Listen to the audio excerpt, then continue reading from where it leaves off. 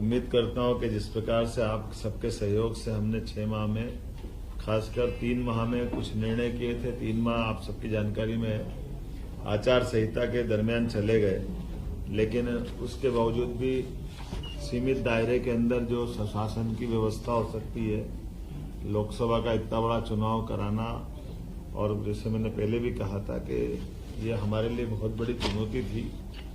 लेकिन मैं आपका भी आभार मानता हूं, सभी इससे जुड़े हुए पक्षों का भी मानता हूं और विपक्षी दल के लोगों का भी मानता हूं कि सबके साथ मिलकर के चारों चरण के चुनाव में किसी भी जिले में ऐसी कोई घटना नहीं हुई जिससे हमारा ये लोकतंत्र का पावन पर्व कहीं कलंकित हो। मुझे इस बात का संतोष है। सभी पक्षों ने अपने अपने ढंग से चुनाव का प्रचार किया, अभियान चलाए, अलग अलग आयोजन हुए, लेकिन इनाल सब मिलकर के ये पूरा आयोजन शांतिपूर्वक, जो मध्य प्रदेश की पहचान है, उस प्रकार से ये अपना एक रूप लेके इसने अपना बेहतर परिणाम देकर के संतोष व्यक्त करते हुए, और एक और खास बात, यशस्वी प्रधानमंत्री को भी मैं धन्यवाद देता हूं कि हमारे अपने इस लोकसभा के अच्छे परिणाम के बाद उनने अच्छे से प्रतिनिधित्व दिया है। 6 मंत्री हमारे राज्य से बनाए हैं, इसमें 3 कैबिनेट और 3 राज्य मंत्री। छठा एल मुरुगन जो राज्यसभा कोटे से आते हैं, आप में से कई लोग जानते हैं, कई नहीं लिख पाए थे, तो मैंने इसलिए उसको बार बार कोट किया है। 6 लोग थे, पिछले मंत्रिमंडल में 6 थे, पिछले बार भी 6 थे, इस बार 29 आए तो बता। ये संख्या कम होती जा रही है, मंत्रियों की संख्या कम होती जा रही है। भाई आप मात्रा देगा, देखिए फिर मेरे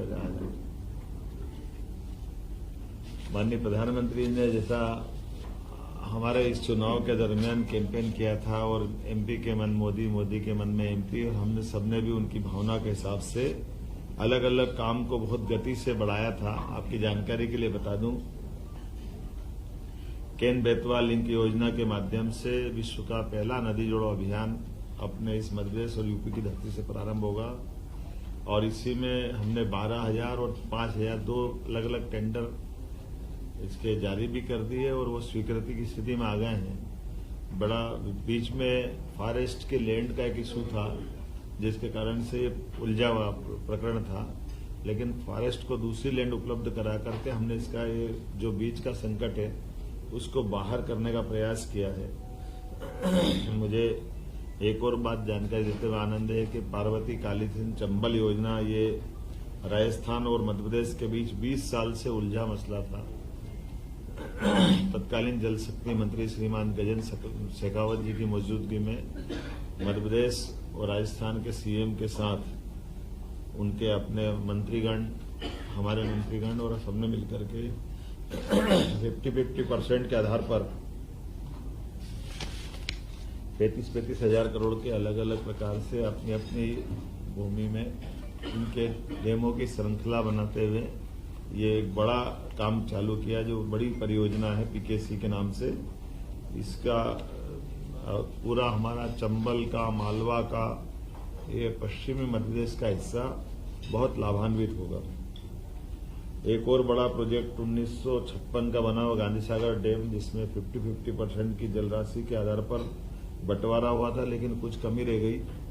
उसके लिए भी हमने इशू उठाया और इस पर बात कर रहे हैं कि भाई जमीन हमारी ज्यादा जा रही है और पानी का उपयोग हमको कम मिल रहा है, तो हमारे किसानों की दृष्टि से चंबल का पानी का हमारा हक भी और बढ़ता है। इस बिंदु को रेस करते हुए हमने इसमें मीटिंग भी की है, और मुझे लगता है कि इसका अच्छा समाधान निकलेगा, ताकि मंदसौर, रतलाम, नीमच, इन जिलों के अंदर लिफ्ट इरिगेशन के माध्यम से इस पानी का उपयोग भी हम करने वाले हैं। जैसे मैंने पहले बताया था, दोबारा बताऊंगा कि आष्टा तहसील सीहोर जिले में लगभग 60,000 करोड़ का नया निवेश, औद्योगिक निवेश गेल इंडिया प्राइवेट लिमिटेड के माध्यम से बड़ा प्रोजेक्ट हमारा आया है, जिसके कारण से इथेन क्रैकर परियोजना के माध्यम से लगभग निर्माण अवधि में 15,000 और बाद की अवधि में लगभग 5,600 लोगों को रोजगार लंबे समय तक मिलेगा, और इसके सहायक बहुत सारी उद्योग बाद में और लगने वाले हैं। कुल मिलाकर के जैसे मध्य प्रदेश में 283 औद्योगिक इकाइयों को 508 हेक्टेयर भूमि हमने आवंटित की। उज्जैन में मार्च माह में रीजनल इंडस्ट्री कॉन्क्लेव में ऐतिहासिक आयोजन किया, जिसमें 12,000 करोड़ से अधिक के ठोस प्रस्ताव हमारे बीच में आए और प्रदेश में 20,000 से ज्यादा लोगों को रोजगार मिलेगा। 1 लाख करोड़ से अधिक के निवेश प्रस्ताव भी इसी दरमियान हमको मिले थे। कॉन्क्लेव में अन्य देशों के निवेशक भी आए, लगभग 4,000 प्रतिनिधि आए और ये सिलसिला हम लगातार जारी रखने वाले हैं। इसको रीजनल कॉन्क्लेव के माध्यम से हम देख रहे हैं कि जहां भी हमारे जबलपुर, ग्वालियर, रीवा, अलग अलग और इंडस्ट्रियल बेल्ट भी डेवलप होते जा रहे हैं। अर्थव्यवस्था की दृष्टि से मध्य प्रदेश का अपना जीएसटी का कुल राजस्व 19,051 करोड़ रुपया प्राप्त हुआ, जो हमारे पिछले वर्ष से 26% ज्यादा है। पिछले वर्ष जो जीएसटी कलेक्शन हुआ था उसमें 26% हमने ज्यादा कलेक्शन किया है। और जैसा कि आप जानते हो कि बड़ी धनराशि मिलती तो बड़े पैमाने पर उसके भविष्य में लाभ उठाए जाते हैं। कृषि के संबंध में 2024-25 में 6 लाख से अधिक किसानों का 48 लाख मीट्रिक टन से अधिक की गेहूं खरीदी हमने कर ली, लेकिन इस बार चूंकि रेट ही बहुत अच्छे हैं तो ये खरीदी वाला पार्ट हमारा, हम भी ये चाहते हैं कि अगर किसानों को अच्छे रेट मिल रहे हैं तो वो अपना स्वयं का भी माल बेच ले। अगर कोई भी कारण से उनको कठिनाई आती तो सरकार ने इसको लगातार बढ़ाते बढ़ाते जून के महीने तक हम खरीदी कर रहे हैं। आमतौर पे मार्च में भी हमने 10 मार्च के आसपास खरीदी प्रारंभ कर दी थी। इतनी लंबी खरीदी कभी नहीं चली और एक तरह से वो रेट को नीचे न गिरने देने का हमारा जो संकल्प है कि हम इस रेट से नीचे किसी हालत में भाव नहीं जाने देंगे। और लगभग 2400 रुपये क्विंटल गेहूं हमने खरीदा, उसमें 125 रुपये का बोनस हमारी सरकार के द्वारा दिया गया। जैसा हमने कहा था कि कोई योजना बंद नहीं होगी और सभी योजनाओं को समान रूप से सरकार चालू रखेगी। लाडली बहना योजना के बारे में भी हमने वही जो दिया गया वचन निभाया है। लगातार हमारी 1,29,00,000 बहनों के खाते में अभी तक 9,455 करोड़ रुपए की राशि का अंतरण हमारे द्वारा कर दिया गया। इसी प्रकार से लाडली लक्ष्मी योजना में 6 माह में 73,880 लाडली बहनाओं के खाते में बालिकाओं के 34 करोड़ की राशि अंतरित की गई।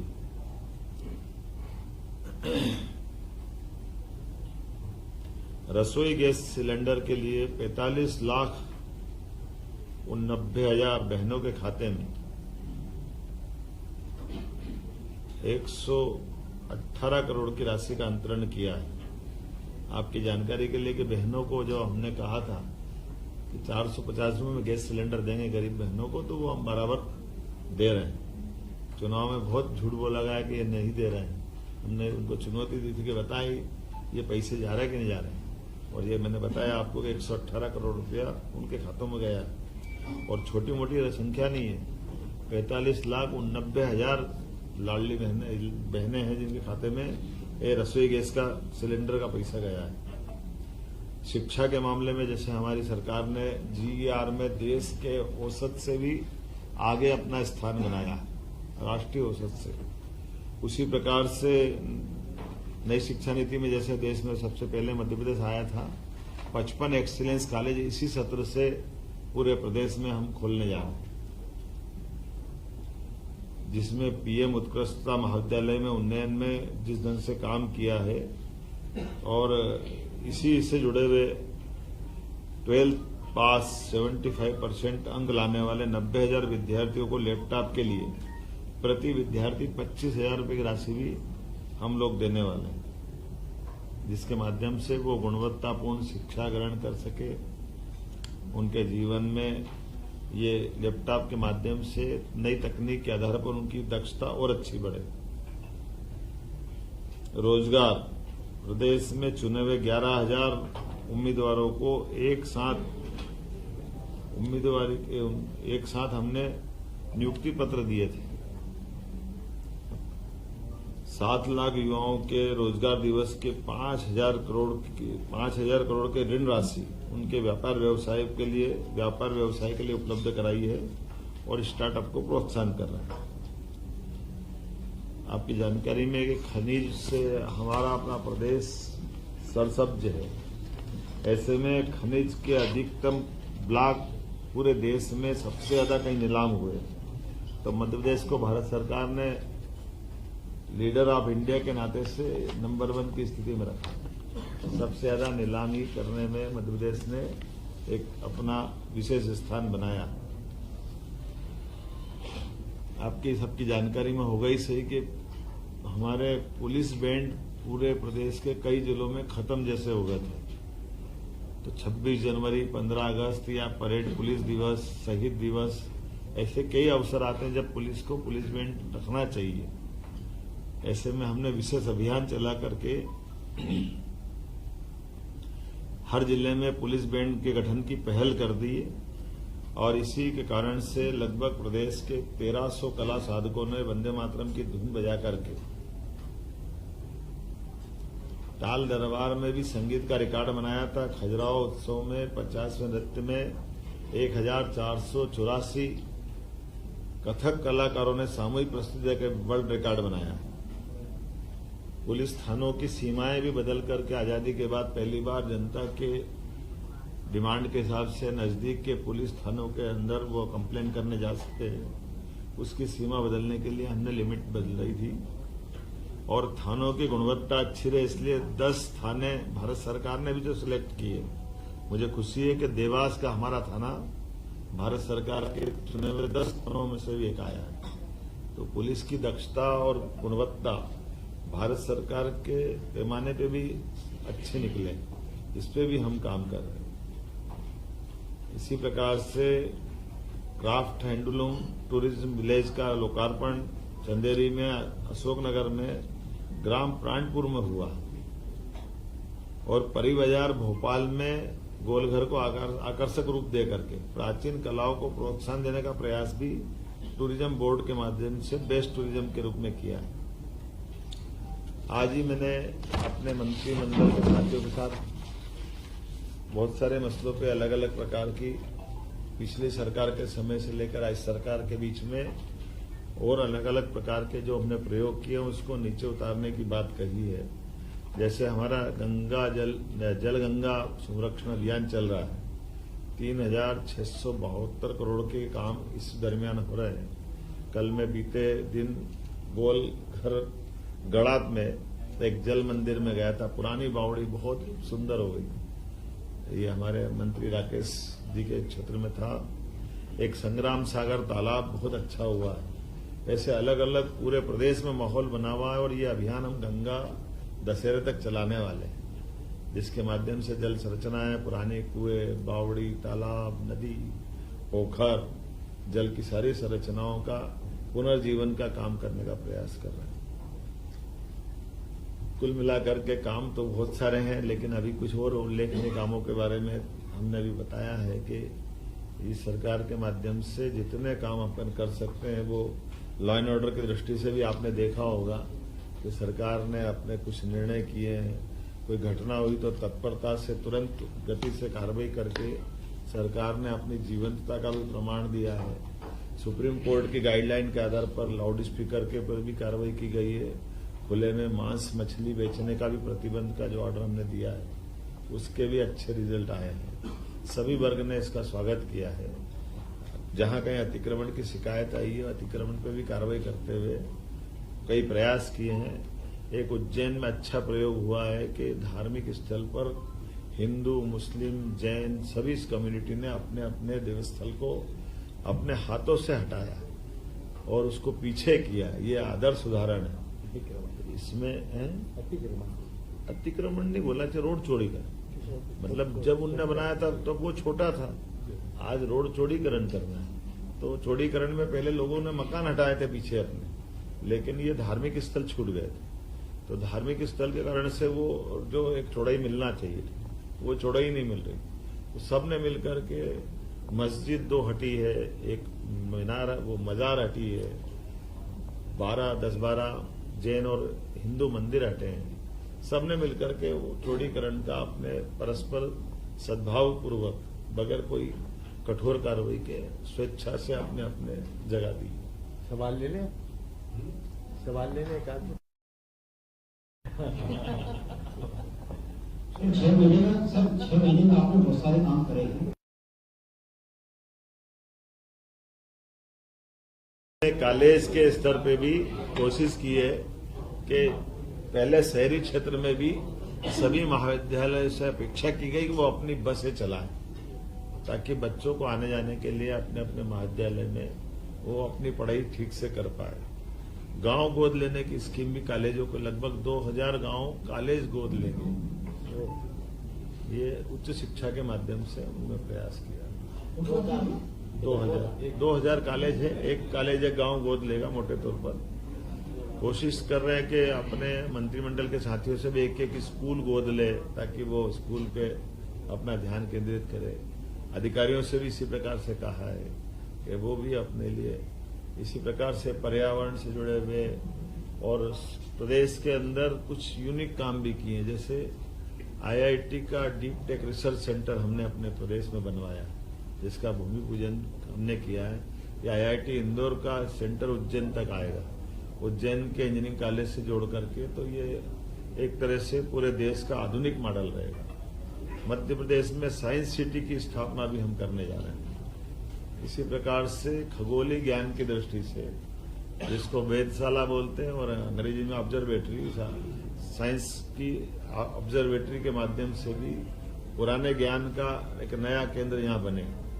ऐसे एक वैदिक घड़ी की भी हमने माननीय प्रधानमंत्री जी से शुरुआत कराई। ऐसे बताने के लिए तो बहुत सारी बातें हैं। कुछ स्थायी काम भी हमने किए जो अपने आप में मध्य प्रदेश की नई पहचान बनाएंगे। जैसे आप सबको जानकारी है, बाबा महाकाल के महालोक में प्रतिमाओं को लेकर के प्रश्न उठा था, FRB की प्रतिमाओं को लेकर। तो हमारे प्रदेश के अंदर हमने प्रयोग किया है कि ठोस पत्थर की प्रतिमा वहां बना के लगा देंगे, और इसमें एक बड़ा निर्णय ये कर रहे हैं कि वो प्रतिमा कहीं से ऑर्डर पे नहीं बनवाएंगे। कलाकारों के कला शिविर के माध्यम से पत्थर देकर के वो प्रतिमाओं का एक तरह से उपक्रम चालू कर रहे हैं कि भविष्य में भी मध्य प्रदेश में प्रतिमा बनाने का स्थान बने, ताकि जयपुर या बाकी जो शहर प्रसिद्ध है, ऐसी प्रसिद्धि अपने प्रदेश में भी मिले। तो अपने प्रदेश में वो प्रतिमा वहां लगाते हुए बाकी भी जहां जहां लगाना रहेगी, तो एक तरह से वो उनकी कीमत खरीदने के बजाय कलाकारों के सहयोग से वो प्रतिमा बने और एक कला का एक नया उनका अपना एक कारोबार प्रारंभ हो जाए। पर्यावरण आपकी चिंता का विषय है, आप लगातार पौधरोपण भी कर रहे हैं। अरे अभी योजना आगे पड़ी नहीं थी, जल्दी कर दी। मैंने पेपर में पढ़ा, अभी जरा एक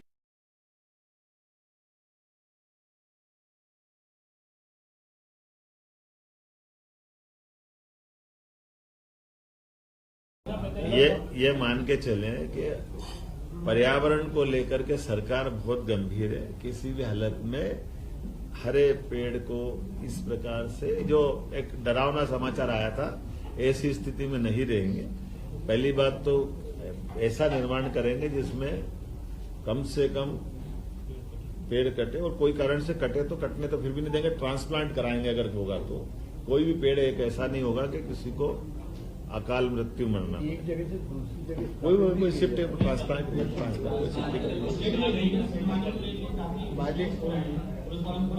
इधर से किधर से आ रहे हैं आवाज?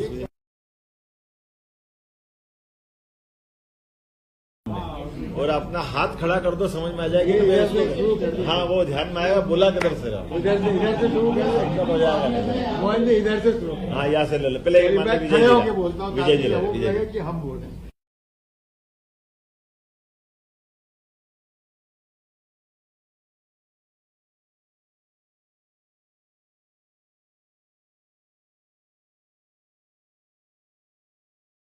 एक ऐसा संकेत है, उसको आप किस दृष्टिकोण से लेते हैं? और दूसरा, पहली कैबिनेट में उन्होंने सब मंत्रियों से ये कहा है कि इस सरकार का पहला लक्ष्य है भ्रष्टाचार से मुक्ति।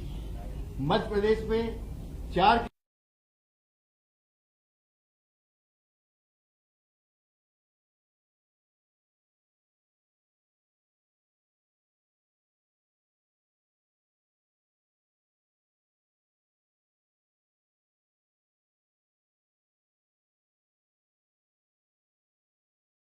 हम हर एक ऐसी कोई चीज होगी जिसमें सरकार को कठोर कार्रवाई करना है। सरकार ने अभी तक अपने हम बाल बराबर भी पीछे नहीं हटेंगे, लगातार कार्रवाई करेंगे, ठोस कार्रवाई। ये प्रधानमंत्री का ये बिल्कुल सही, बहुत अच्छी। सवाल ये है मुख्यमंत्री जी, 6 महीने का कार्यकाल आपका हो गया है तो अभी एक किधर से आ रहा है, आवाज किधर से आ रही है? मेरा सवाल ये है मुख्यमंत्री जी, क्या मेरा सवाल सुनिए। 6 महीने हो गए, चलो आप जो भी हो वहां तक सुन लेना, मैं बोल देता हूँ। नहीं, प्रभारी मंत्री थोड़ी खड़े हो। वितरित कर दिए जाएंगे प्रभार मंत्रियों को। ये 15 अगस्त में वो कोशिश करेंगे कि अपने अपने प्रभार के जिले में झंडा फहराएं। सर लीगल सेंड मानी को लेकर काफी इंसिडेंट हो रहा है मध्य प्रदेश में, पुलिस वालों के ऊपर अटैक हो रहा है। चलो कोई बात नहीं, मैं तो यहीं से बोल देता हूँ, यहीं से बोल देता हूँ।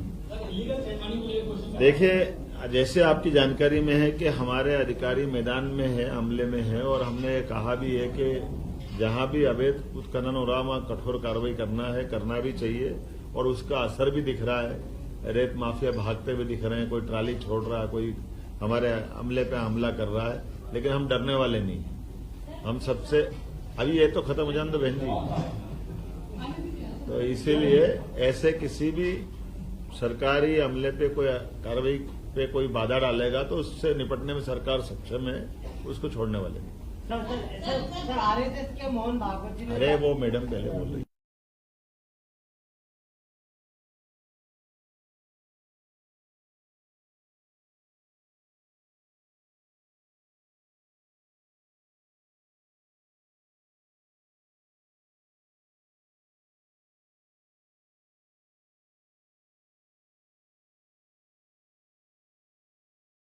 बीच में आए वो हमारे वरिष्ठ हैं, हम उस पर गंभीरता से चलेंगे।